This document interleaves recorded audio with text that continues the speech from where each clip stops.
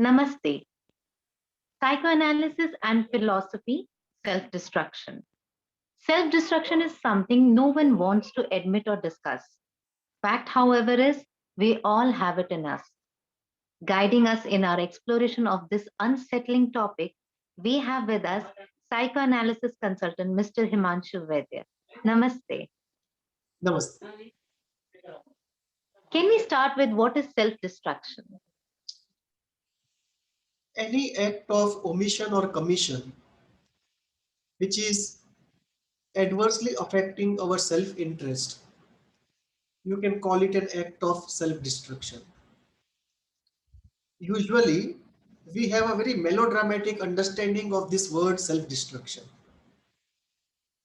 So, when somebody commits suicide, or somebody cuts oneself, or somebody breaks his television, or somebody uh, does something obviously knowing fully well it is going to harm him. Those explicit melodramatic events are the only events we think are events of self-destruction. However, self-destruction is far more pervasive, subtle, insidious, and widespread among people, among all of us, in 100 different ways. These subtle forms of self-destruction don't allow us to fully realize our potential in our professions. They, the self-destruction doesn't allow us to lead a life of fulfillment and to uh, do something historically great or to contribute something to society. So, when you say it is all pervasive, it doesn't mean that it is universal. Or is it that it is found in extremely sick people only? Uh, it would be safe to say that it is definitely found in extremely sick people, one, and second, it is found in a large majority of people in different intensities and different frequencies and in different flavors. So I would say to the tune of 60% to 75% of the population, we have some or the other manifestations of self-destruction in a variety of ways. So it is a uh, near universal kind of a phenomena which is often not obvious because it is unconscious and it is repressed by the society. It is such a taboo topic that society doesn't want to recognize it or discuss about it, leave alone creating a cultural festival of self-destruction. Let us say we had a festival of self-destruction where everyone could let out his instinct of self-destruction. uh, that day would end in monumental losses in terms of psychological well-being and material well-being. So much is the self-destruction repressed in the human society.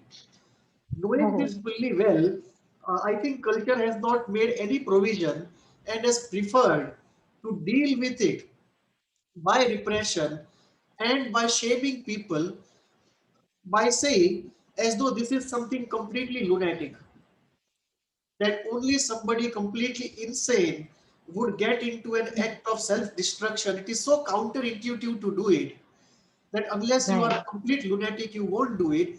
However, the truth is completely different.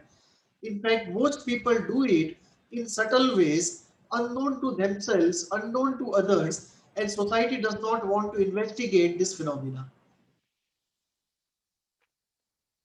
That brings very important point here of identifying self harm. So, can we have few examples of self destruction in patients and the normal population? Let us have three examples in the patients. Example number one, suicide or suicide attempts. Obviously, they are aimed at self-destruction. Harming oneself. Obviously, it is aimed at self-destruction. Suicide and suicidal attempts we find very easily in patients with severe major depression. Harming oneself we find in patients of depression, also in borderline patients. And the resistance that we find in therapy. In most of the long-standing chronic sicknesses, there is often, more often than not, a tendency of self-destruction at work, that the person wants to destroy oneself by suffering. There is a wish to suffer, and by suffering oneself, he is unconsciously achieving some objective. Obviously, it is an irrational way to solve a problem, but that is the best way he can find to solve a problem in his circumstances. And therefore, that dysfunctional solution is also a solution at one level, but it's highly dysfunctional and impairment producing. Right. So this It is, acts like a coping mechanism also sometimes. yes. So these are the ways that you find, these three ways we find in patients: the suicide, self-harm, and self-destruction at subtle unconscious level, which keeps the chronic sickness ongoing and also brings up resistance in therapy. Right. So these are some of the manifestations in patients. Now coming to the normal population, or let me say, safer word would be non-patients. Uh, you see the manifestation in varied forms. People sabotage their own careers. Somebody who is very good gets adequate marks in standard 12 to go for a medical college but does not go, just because the person does not want the parents to be happy, and the parents would be happy if he becomes a doctor, Hmm. because the person has so much anger towards the parents. Hmm. Or somebody does not want to become a lawyer just because the father is a lawyer and he wants the child to be a lawyer. Hmm. So in that movement of anger and defiance, the person gets into a self-destructive mode. Even when he's cut out to be a lawyer, he refuses to be a lawyer. Right. So this is one manifestation. The second manifestation is in terms of relationships, that the moment people are about to get close and get into stable relationships, they do something to break it apart. And that is Hmm. an act of self-destruction in the area of relationships. When people get quite an amount of money and they keep it in the bank account, they don't feel comfortable with it. And they have to spend it and empty out the account, and then they feel comfortable. And this Hmm. emptying out process is also a self-destructive process. And this they realize a few days after the account is emptied out. Uh, Hmm. Going to a job interview and uh, deliberately reaching late, not deliberately consciously, but unconsciously reaching late or not Hmm. reaching on time, is yet another act of self-destruction. Knowing fully well examination is 5 days away, and one part of you says study, and the second part of you says don't study, and you don't study, and you do something which is self-destructive. Similarly, you can find other Right. examples of speaking something out of control in a situation where it's completely improper, which breaks apart the whole social situation. And then one Hmm. asks oneself, why did I blurt out these things in that situation? So all these are acts of self-destruction. Lending money to somebody, knowing fully well that he may not give you back, and still you find it some reason to lend him, and against the good intuition that you have, you lend him the money and you suffer in the end. So uh, there are many ways of sheltering and covering up this self-destruction, but it is all pervasive in our lives in subtle forms. True. In fact, very well explained when you're talking about these unconscious patterns and behaviors of people getting and indulging into self destruction. it brings our next question out here, that how does the world of unconscious in regard with psychoanalysis explain self-destruction, and why do we do it?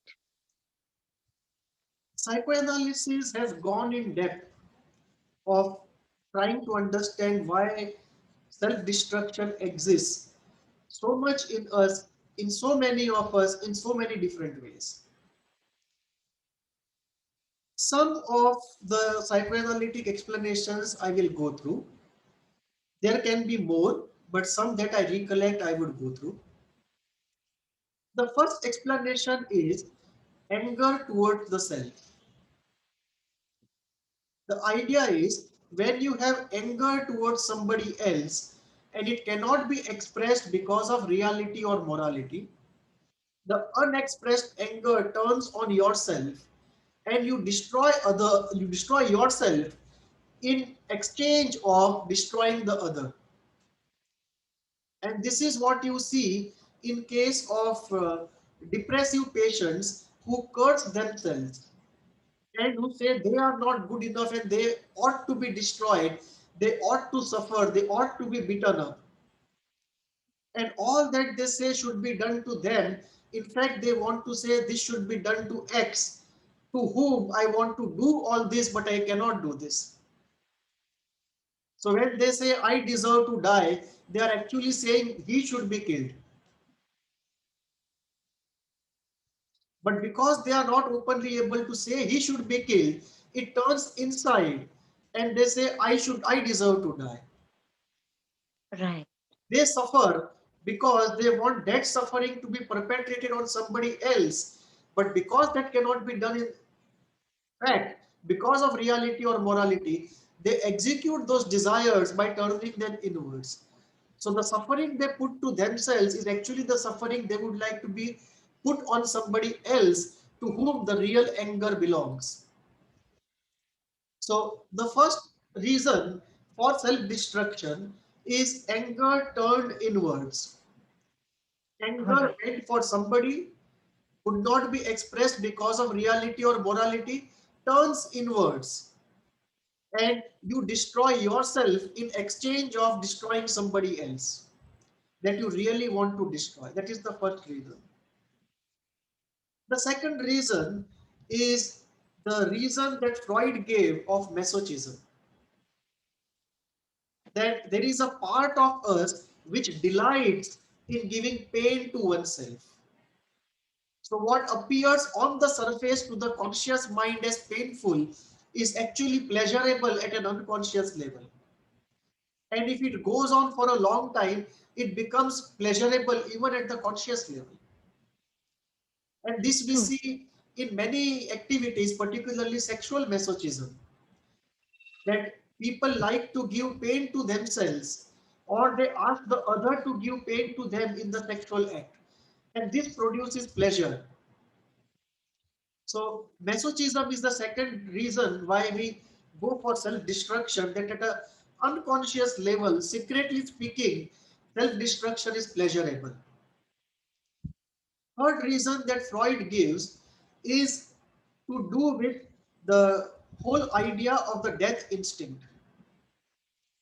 That regardless of pleasure or pain, there is a part of us which wants to destroy oneself and others. And this destructive part of us, the thanatos, the death instinct, is the reason why we indulge in destruction of other and destruction of oneself. And as this death instinct arises in us, we have to usually deflect it outwards onto some object, or we have to neutralize this death instinct with life energy. If both these things cannot be done, if life energy cannot neutralize the death instinct, and the death is whatever death instinct remains unneutralized, if it cannot be deflected outwards onto some object, that turns then inwards and that results in self-destruction. The fourth reason is of what Bjorn used to say of rage at oneself, often the rage on linking of the thoughts or rage in general turned inwards because of what he said was envy. That the unconscious envy produces huge amount of rage, and this rage, if it cannot be deflected outwards or towards some object, turns against oneself. It can turn against one's thinking process, it can turn against one's emotional process, it can turn against one's biological process and cause a variety of problems. Right? The rage because of envy, a self-destructive rage because of envy. And I have found this rage can also be produced because of narcissism, hurt narcissism. The same rage which can be produced because of envy can also be produced because of narcissistic rage. Oh, And that can okay. also be self-destructive and result in self-destruction. In Kleinian terms, self-destruction can happen if the death instinct cannot be deflected outside and it turns against oneself. Hmm. Then we have the Freudian explanation of success and happiness being equated to Oedipal victory. Okay. That if you actually succeed in the real world or actually you become happy in the real world, in the Hmm. unconscious, it is seen as the Oedipal victory. And that causes Oedipal guilt. And in order to avoid the Oedipal guilt, one avoids being happy, successful, and sabotages oneself and results in self-destruction. So that's the Hmm. Oedipal root of self-destruction. Then we have the ISTDP explanation, which says that our desires, particularly attachment and love desires, were frustrated by the parents, because of which in early childhood we had murderous and torturous rage towards the parents, which results in the guilt, this fact that at the unconscious level we have murderous and torturous desires towards our parents or caregivers. This results in guilt, and the guilt in turn causes self-destructive anger. So the guilt is responsible for self-destruction. Another reason of self-destruction can be guilt or shame. That if we believe that we have done something wrong, then we indulge in self-destruction as atonement.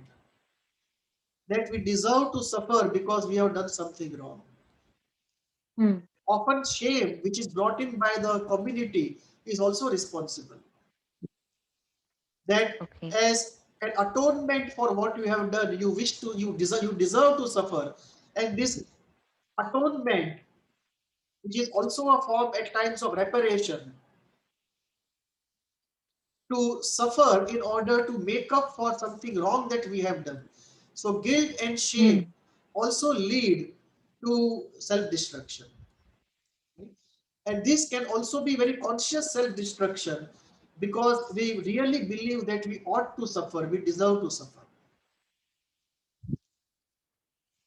Then we have another reason for self-destruction, which is to uh, be close to somebody.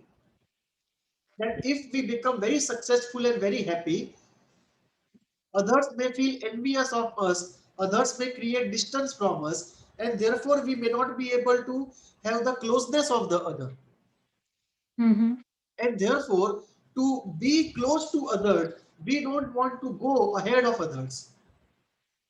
And this self holding back also can be the reason for self destruction. Self destruction can also be a cry for help. It is when the person feels if he is in pain, the parent will come running towards him. So, one of the motivations for self destruction is to get parental attention, affection, and sympathy. It can also be a template that self destruction brings love. The same template like it is in masochism, that pain brings love. So, in that sense, if I am seen being in the process of self destruction, it will get me love. So one of the motivations for self-destruction is to get parental attention, affection, sympathy, and love. It can also be a cry for parents to stop fighting among themselves. That if I fall sick or if I do some element of self-destruction, then till I am in the process of self-destruction or pain, the parents Mm. start behaving much better. And this is Mhm. what I want. I want a loving atmosphere around me. So one of the ways of motivations for self-destruction is to force others around, create a cordial, loving atmosphere, and stop that Okay. discord, which is so irritating and so painful to the person. Hmm. One more element of motivation for self-destruction is the fear of loss of the good things. That if I don't do self-destruction, if I do something constructive, say self-construction, and I create something good for myself or others, that good will not live for long. It will be destroyed either by me or somebody else by or by itself, and the destruction will cause immense pain to me. So Hmm. I don't want the good object to be created near me because the pain of destruction of that object is unbearable. Mhm. So it is the loss of the good object is so painful that I don't want to create it in the first place because I don't believe that a good object in my life can endure for long. One more aspect of self-destruction is acceptance by the community or elders. That when I am doing self-construction, I am moving ahead in life, I am more happy, it evokes envy and criticism in people. But when I am in the process of falling down or self-destruction, it evokes empathy, sympathy, and closeness. So Mhm. people get close to me when I am falling down, but when I am rising up, they become envious of me. And there is a distance between them, and that I don't want. There is one more element of self-destruction, which is we will suffer together. That you have Hmm. seen your parent mostly in the state of suffering, and you can move ahead, but you don't want to because if you become successful and happy, there is a gap between you and the parent. The parent cannot identify with you, cannot get close to you, and you want this closeness. So you tell yourself, let me destroy myself, let me be in a suffering state, just as my parent is, so that we are together in our suffering. And Hmm. lastly, we can talk about ignorance, that people don't even know what is self destruction and what is self construction. And out of that ignorance and confusion and stupidity, they often indulge in self destruction repeatedly. And they refuse to see self destruction as self destruction, partly out of stupidity, partly out of defense. So these are some of the psychoanalytic reasons of why we indulge in self-destruction. And I think we have dealt with almost 15 reasons, and there must be many more why this so-called rare act is actually not rare. It is so common and pervasive. Right. In fact, that was the explanation from psychoanalytic point of view. We wonder if there is a karmic aspect to this self-destruction. Yes, there is. The karmic explanation to self-destruction is that as a measure of atonement, to pay for the karma of the past, even though you are very near to success, you will not get success. Even though you have talent and you work hard, you don't get the fruits because you're paying for the difficulties of the past. It leads to a situation many times in talented people, which is described as this: to be so near and to be denied. And that's a tragic situation, to be so near and to be denied. And I think it is symbolized very well by a novel of Charles Dickens, Great Expectations, which is Okay. exactly around this, to be so near and to be denied. And this often is the case for many talented people who, despite the talent and hard work and sincerity, are not able to get success. And they Mm-hmm. keep struggling in life, and there is a karmic reason for it, and there is a soul journey reason for it. So there can be a Mm-hmm. karmic reason to repay the debt of the past, and there can be a self journey reason that you want to experience the struggle and you want to have a life of experiences, not a life of success. So there Mm-hmm. what happens is, instead of being in a particular area for 10 years and reaching the top, you keep moving every 3 to 4 years from one area to another. Mm-hmm. And therefore, at one level, it looks like a self-destructive activity from a practical utilitarian point of view.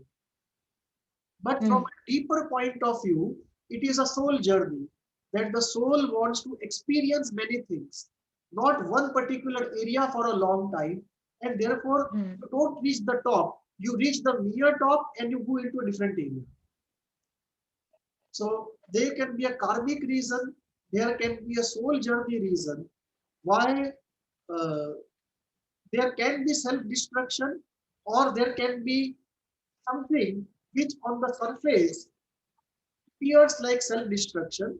From Western psychology standpoint, it obviously is self-destruction. And this happens in certain unique ways. First, you don't choose the occupation where you ought to be, and you keep struggling somewhere else. People tell you you are not cut out for it. You also think at times that yes, I should move, but somehow you don't move. Mm-hmm.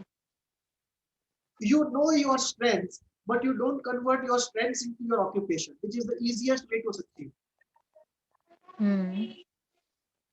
When you are about to succeed, or you have succeeded and reached a particular stage, you do something which is self-sabotaging, and you sabotage your own career. It can be breaking of Right. convention, breaking of law, fighting with the owners or the investors, fighting with the customers. It may be anything. But you do Mm-hmm. something self-sabotaging, that you destroy your own property, you destroy your own business. And we see this in case of many businessmen also, that there can be one set of psychoanalytic reasons for self-destruction and another set of karmic and self-soul journey reasons for self-destruction. How they don't listen to the most obvious and end up in self-destruction. So you can choose a profession wrongly. You may not move to the right profession even when you know it. You can fight with wrong people and self-sabotage your own career. You can become extremely impractical and rigid, or you speak out certain things which should not be spoken at that particular point, or events happen out of control, like something happens in the environment and the whole sector gets into trouble and your organization gets into trouble even more, or certain events happen inside the organization or outside and you are completely thrown off guard, and for no doing Mm-hmm. of yours, you enter into a difficult phase. And then you have choices, both of which are self-destructive to different extents. All right. These are some of the reasons where you see the karmic principle at work or the soul journey principle at work, which lead to real self-destruction or self-destruction on the surface, although at a deeper level, it has a purpose to it. So, how can we move out of this vicious cycle of self destruction? First point is to be aware that there is something called self-destruction. This is such an unacceptable entity that most people don't even realize that there is something like self-destruction, because it almost appears lunatic that we should destroy ourselves. So the first is the recognition and acceptance of the fact that there is self-destruction in us. The second element is uh, deciding very consciously and as far as possible integrally that I will move from self-destruction to self-construction. I think this is very important, the journey from self-destruction to self-construction. Once cognitively you are clear about this, the second step is catharsis. That large amount of self-destruction is because of negative emotions bottled up inside of us. So emotional detoxification, what we call catharsis, particularly of anger, guilt, pain, this is very, very essential before we can put our cognitive resolution into practice. Then cultivating of positivity. It's very, very important because it's also a dual between negativity and positivity. Finding out role models which are positive and not role models which are gloomy, pessimistic, and self-destructive. Surrounding yourself with such people, giving yourself projects which are positive, doing things which are good to yourself. Like, for example, one can have a resolution that every day I will do one good thing to myself. And every day we ask ourselves, what good are we going to do to ourselves today? What normally is called love for oneself, in a healthy form, love for oneself. And uh, getting into a balanced life positively. So all the 5 layers of life, the biological, the emotional, the thought level, the energy level, the spiritual level, mystical, intellectual, artistic zone, when we have certain positive engagement with all these parts of life, and we try to do something positive in the area of social work or NGOs, this is a very good recipe to continuously be in the zone of self-construction and say goodbye to self-destruction, and whatever is there, get over it through catharsis and cognitive restructuring. As you talked about the different layers of one being, physiological, emotional, then energy levels, does spirituality offer some help on this difficult problem? Yes, spirituality deals with it in a different way. One, spirituality gives us positive goals, and spirituality also gives us a morality which does not allow self-destruction except for atonement of guilt and shame. So in that limited area of atonement for guilt and shame, spirituality uh, almost sanctions self-destruction to some extent. It's a calibrated, circumscribed sanction. It is a sanction which is sanctioned in a particular way. It's not that you are free to do what you want. There is a prescription for that atonement, but it is there. But apart from atoning for guilt and shame, spirituality provides us with a positive morality which takes us away from self-destruction by inculcating in us a reverence and purpose for everything. That everything is worthy of reverence, including ourselves. Everything has a purpose, including ourselves, and therefore self-destruction is not meaningful. So spirituality generally, except for atonement, spirituality makes self-destruction very, very ego dystonic. Spirituality also provides us with positivity, role models, uh, omnipotent good objects to be internalized. It also provides a basket full of tools, whether it is energy healing tools like Reiki or pranic healing, or spiritual music, or certain alchemical rites which involve certain herbs, or positive mantra recitation, positive visualization, idol worship and idol therapy. The pursuit of bliss, very important. The pursuit of bliss, the pursuit of something positive and changing the world for the better. And this starts Right. with changing our own lives for the better. So it teaches us selflessness, which is not necessarily self-destruction. It's a very positive form of activity. So when we look at spirituality, its prescriptions, its tools, its pursuit of bliss and positivity, its pursuit of reverence and happiness, cheerfulness Hmm. being the virtue, and the basket full of tools it provides, all of that helps us in our journey from self-destruction to self-construction. Right. So we have discussed today on an unsettling yet enigmatic subject. Do write to us at hvindia@gmail.com. Namaste. Namaste.